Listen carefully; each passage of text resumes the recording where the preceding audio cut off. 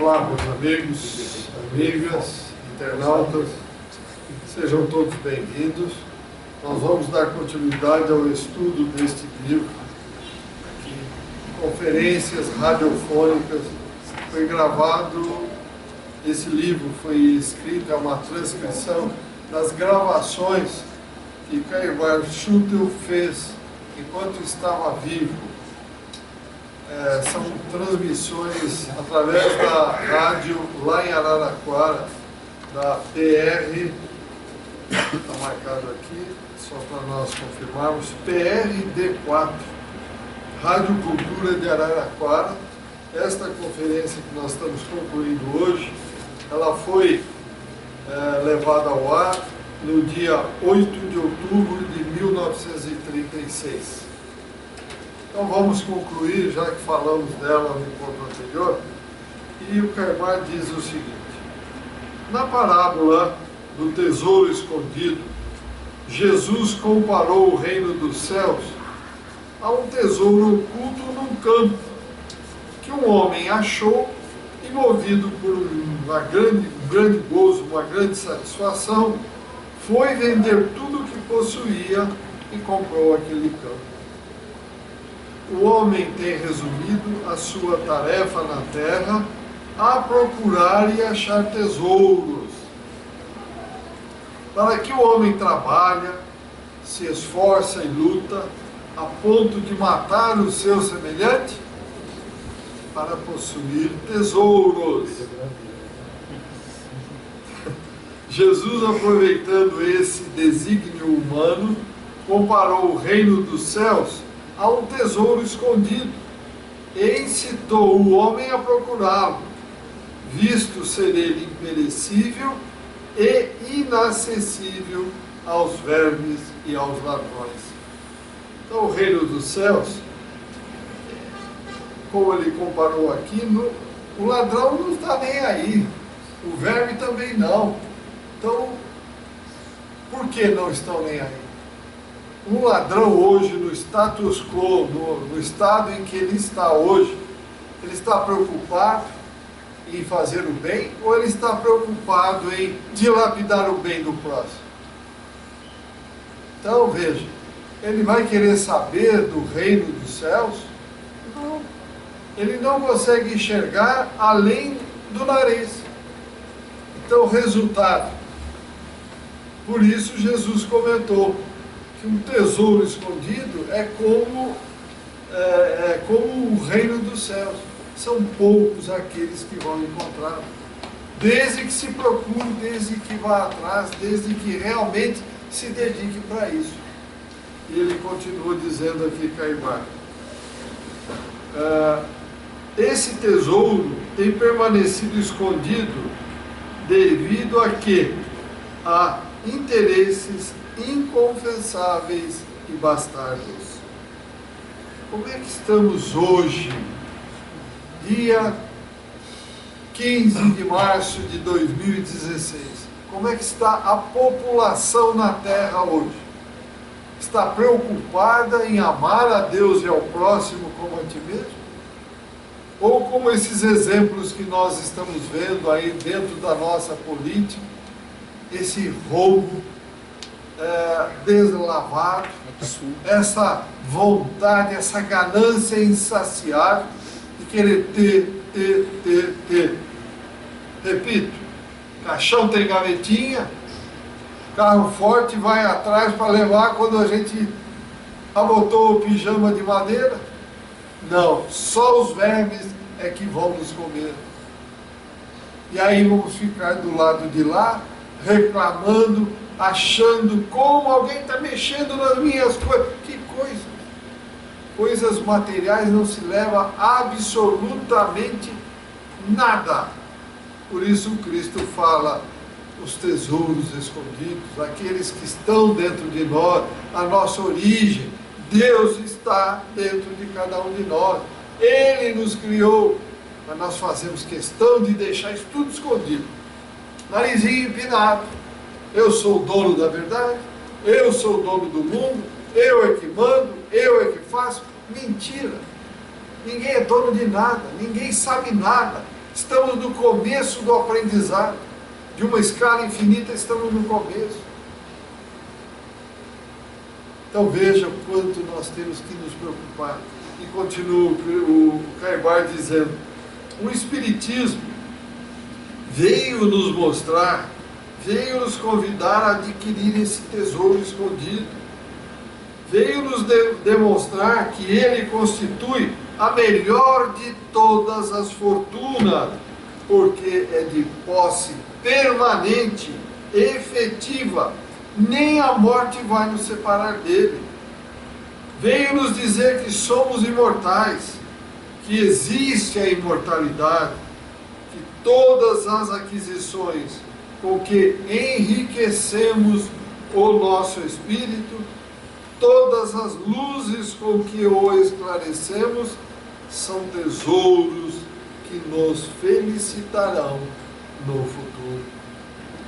Constituem a fortuna com que compraremos a nossa carta de liberdade e alforria, para melhor estudar os enigmas do universo e penetrar finalmente na casa de Deus. A imortalidade para nós é a base de tudo.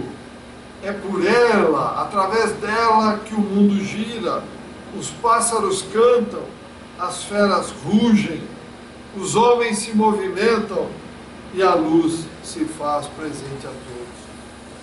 A imortalidade é a vida, e a religião está na vida para poder estar em Deus. Sem termos a vida aqui, sem sentirmos essa vontade de desabrochar o Deus que está dentro de nós, nós não voltaremos a Ele.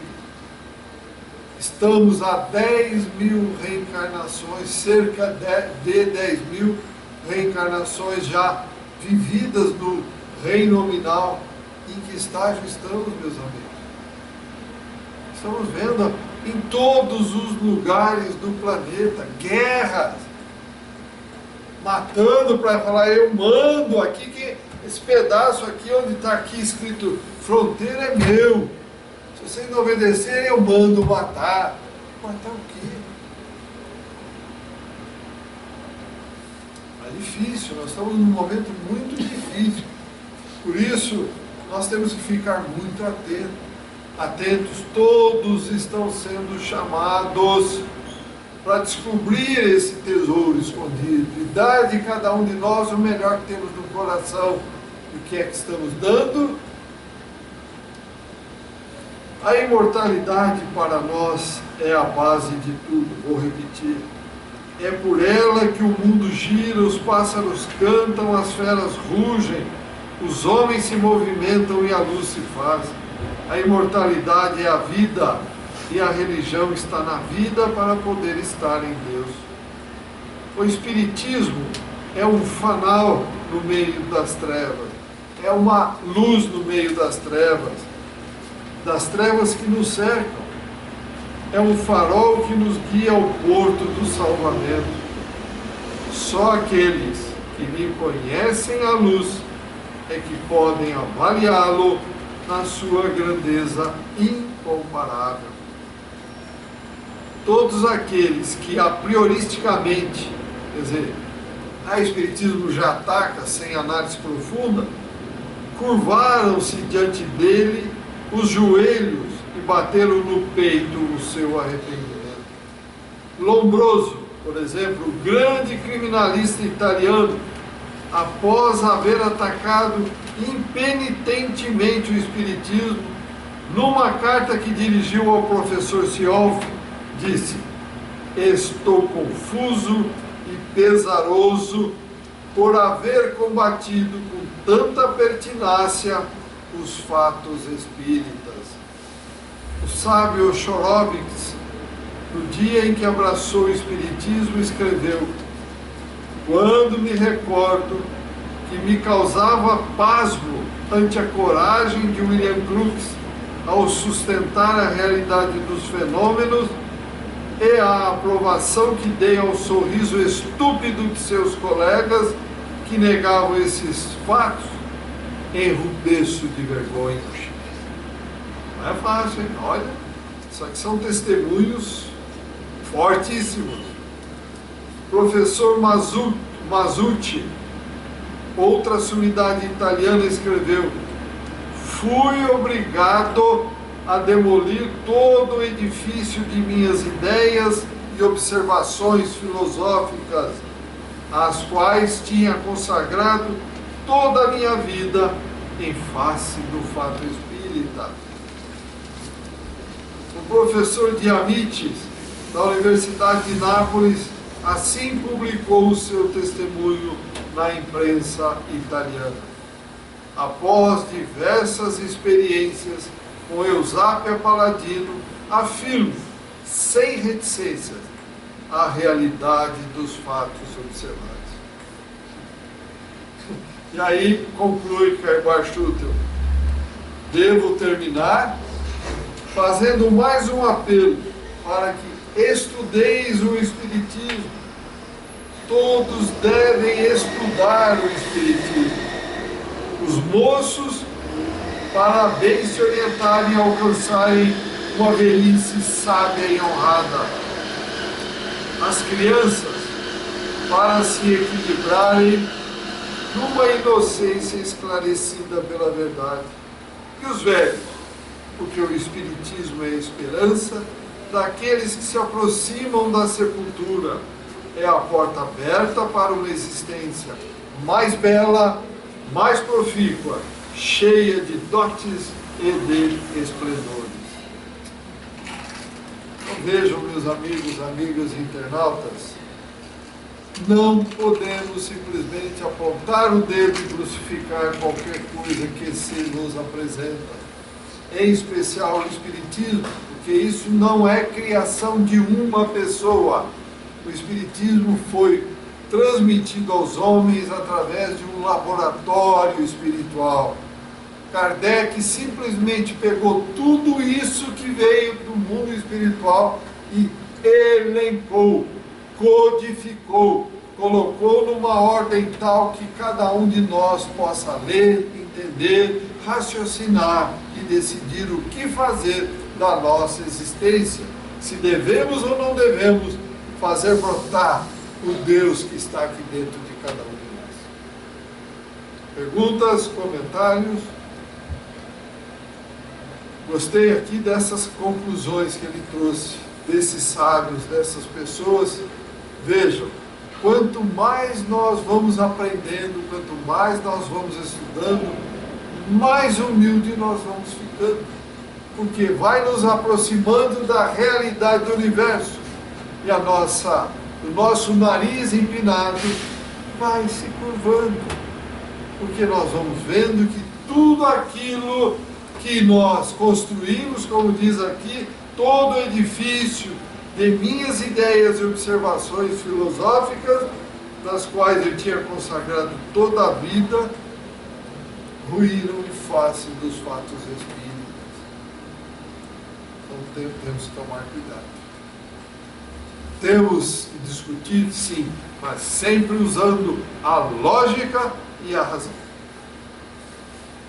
Comentários, perguntas, nada, meus amigos e amigas? Pelo menos esse sábio Orochowski, né, tem a coragem de vir dizer, né, que ele se envergonha do sarcasmo que ele dirigiu ao Croix, né? É verdade. Isso hoje a gente vê, ou melhor, até hoje, não hoje, até hoje, a gente vê a mesma coisa, porque a nossa ciência é puramente materialista. Eles se ligam aos fatos que está aqui, está aqui, posso repetir quantas vezes eu quiser, mas não estão ainda, estão dando os primeiros passos, querendo admitir o lado espiritual. Eles acham que o mundo espiritual tem que estar à disposição deles. Vamos lá, agora eu vou fazer isso. Repete. Vamos lá, repete. Que isso? As vidas, as duas dimensões estão intercambiando uma com a outra. Mas cada uma tem os seus deveres e as suas obrigações. Quando está o momento certo para que hajam as manifestações, elas serão dadas. E o pior cego é aquele que não quer enxergar. Quantas manifestações já tivemos? N. Quantos fenômenos já que comprovaram a existência das duas dimensões? N. E tem gente que ainda está procurando. Eu me lembro do Yuri Gagarin, que foi o primeiro astronauta, né, a dar voltinha lá no espaço e tal. Uma das declarações que ele fez ao voltar foi, ele era ateu, ele falou, não vi Deus.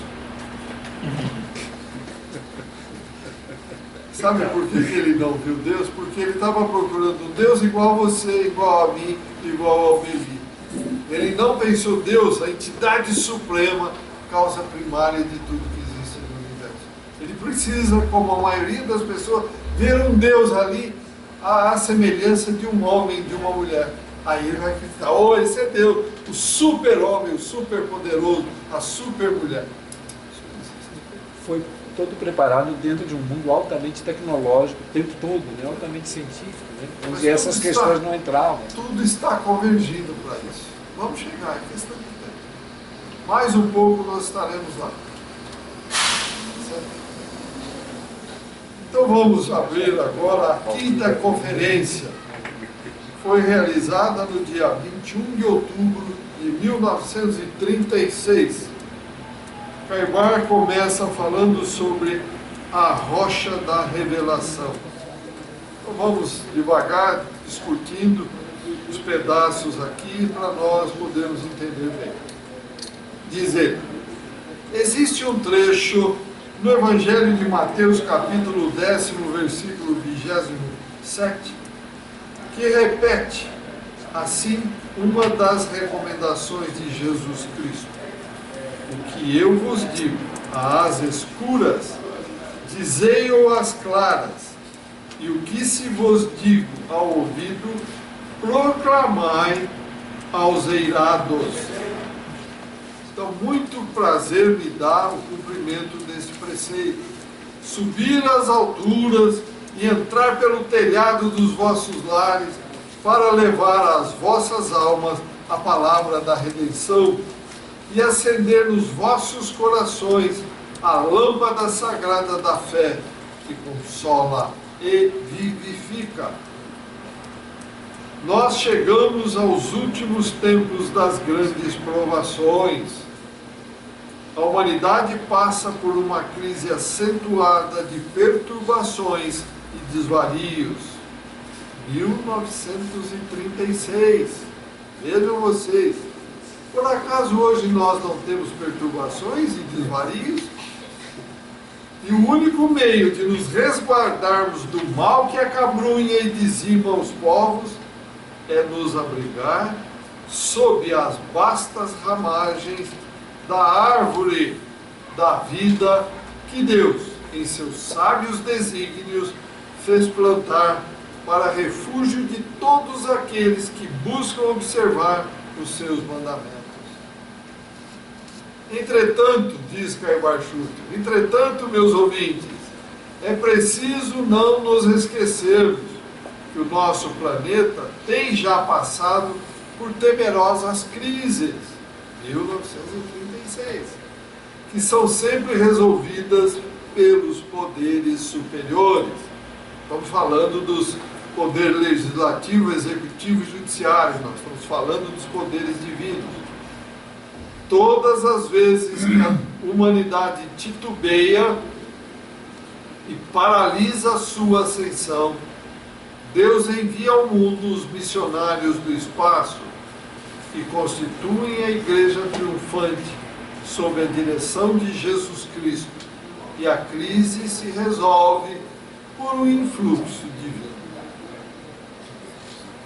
E é o que nós estamos vendo hoje, meus amigos. Se vocês pararem para pensar, observar a crise que nós estamos sofrendo no Brasil, essa crise política, essa crise institucional, essa crise de moralização, pode ver como diz a espiritualidade.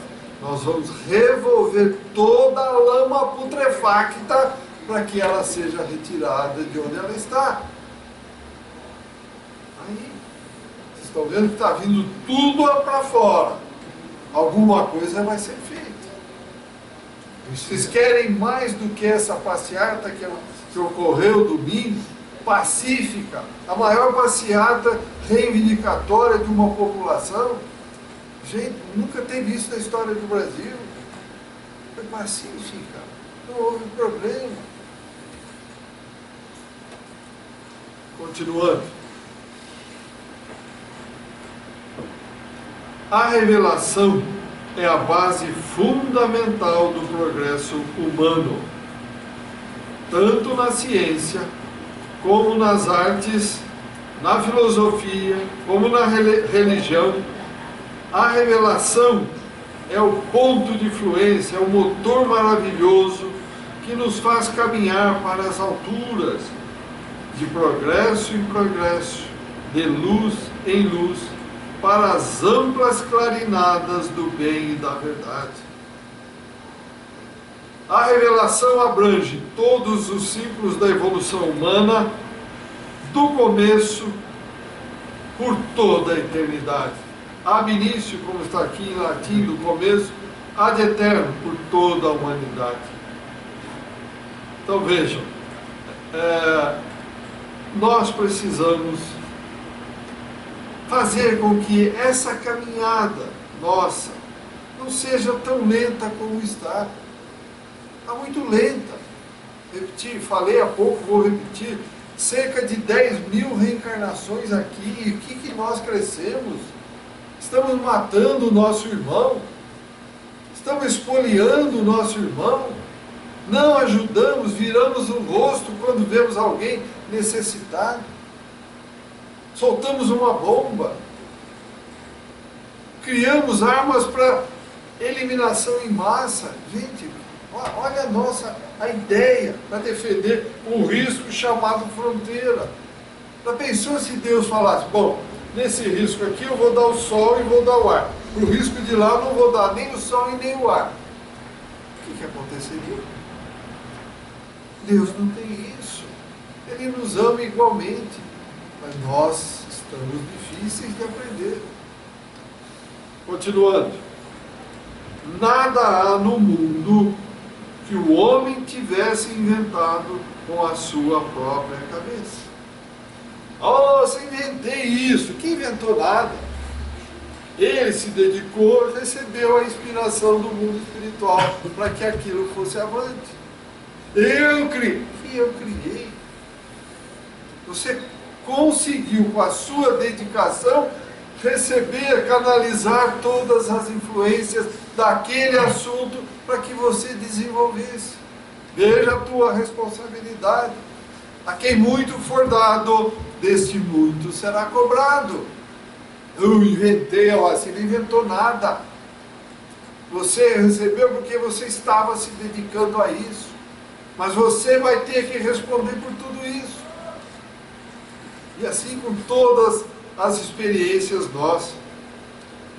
Ele estuda, trabalha, perquire, experimenta. E quando desanimado de suas lutas, de seus sacrifícios, de seus labores, julga haver esgotado até o fim, até as fezes, o cálice do seu afanoso esforço, quando, pensando na sua deficiência, quer abandonar a obra. A revelação, então, se faz ouvir, e o homem absorto, cheio de alegria, encontra a solução do seu problema, o resultado da equação que lhe parecia impossível achar. Me lembro desse indivíduo que descobriu a galvanização da borracha. Tentou, acho que foi um dia, não tenho certeza. Tentou, estava ali, punha fogo, não dava, aí uma hora ficou chateado, jogou para cima, caiu em cima da chapa. Bom, descobriu no calor que dava a galvanização da borracha. Então veja. Mas está aqui a resposta. Aí ele encontra, mas tem que ser alguém que está ali trabalhando, absorto, dedicando-se. Não vai cair de paraquedas uma fórmula aqui na minha mão para que eu fique rico. Que é isso? Isso não existe. sem mérito, ou melhor, sem trabalho não há mérito, e sem mérito não seremos recompensados. Perguntas, comentários até aqui, meus amigos? Faz lembrar o espaço na vacina contra a raiva. Eu não lembro do detalhe. O Pedro está falando que está lembrando do Louis Pasteur, na descoberta da vacina contra a raiva, que foi algo parecido também. Ele lutou muito para conseguir. Mas todos eles, veja o casal Madame Pierre Curie, descobriu o raio-x, o que eles fizeram. Foi um negócio bastante trabalhoso e assim vai. Telefone sem fio, né? Telefone, né? Não tenha dúvida. Sem fio também. Tudo. Da luz elétrica, né? Mesma coisa, não tenha dúvida.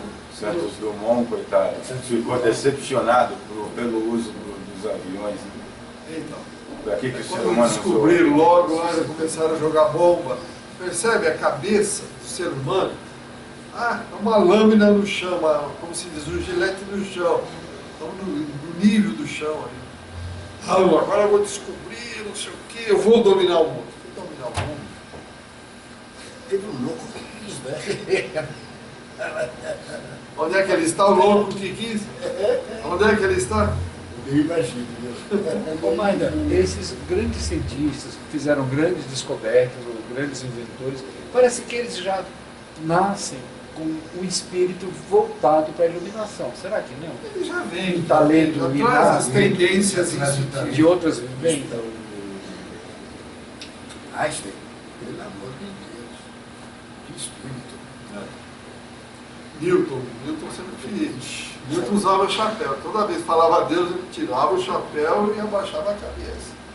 Sabia que a coisa era muito séria. O cientista que descobriu a anestesia, por exemplo, foi absolutamente casual, mas foi resultado da Quanto tempo de inteligência. dedicação? Ele estava pesquisando fungos. Pesquisa, até que ele tomou um tombo e bateu a perna na escada e percebeu que não sentiu dor. Ele falou, estranho, tinha que ter doído, né?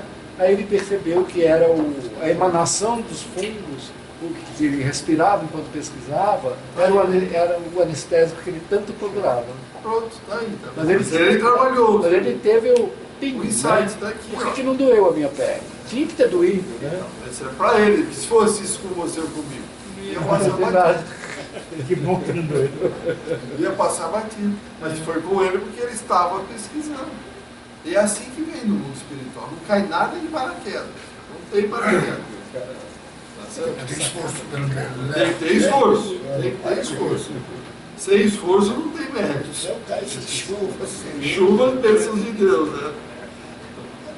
Nós temos um exemplo dessa afirmação com Arquimedes, que após esgotar todos os esforços para solucionar um problema de peso específico no estudo da hidrostática, descobriu esse princípio científico estando no banho, sem pensar no assunto, e entusiasmado com a revelação recebida, saiu em trajes adâmicos pelas ruas de Siracusa, bradando: Eureka, Eureka, achei, achei.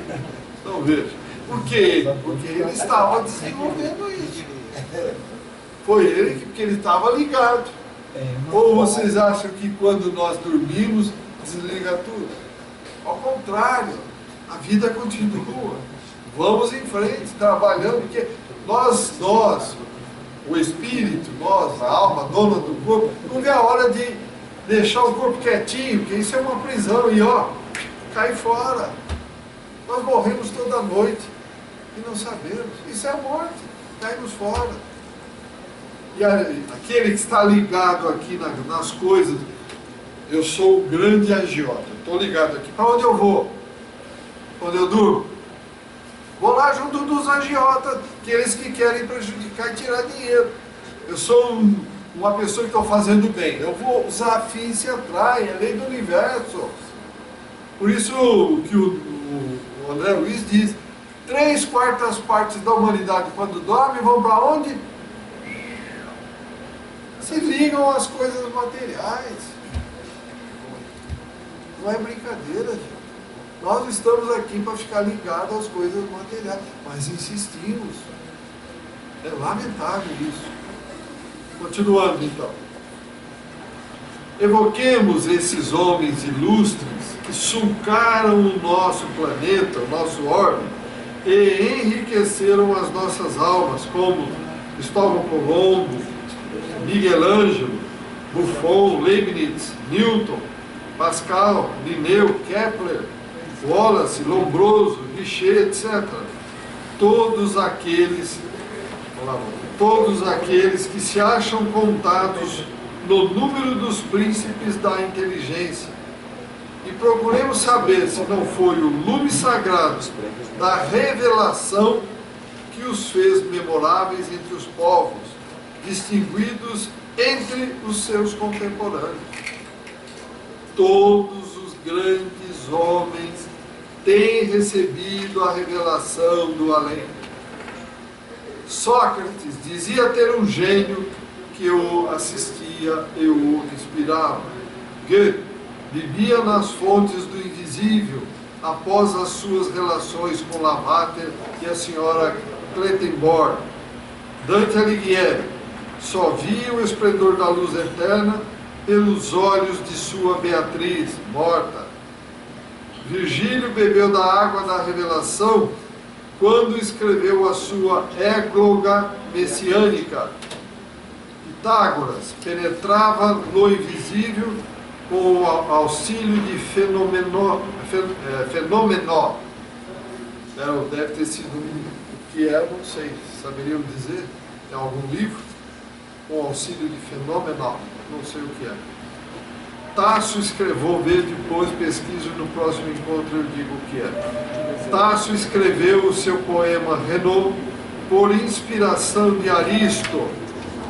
Victor Hugo recebeu a imortalidade por meio dos espíritos que se comunicavam por Madame Girardin. Blake diz ter escrito por inspiração do espírito de Milton.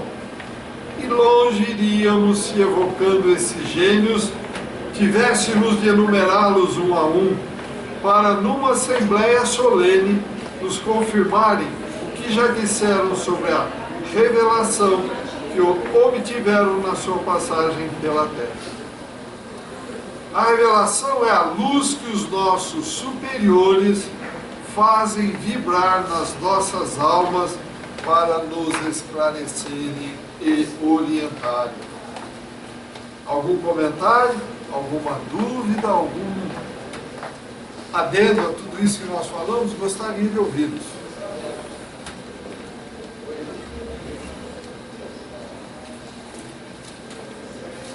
Então vejam, as revelações sempre vieram, sempre virão.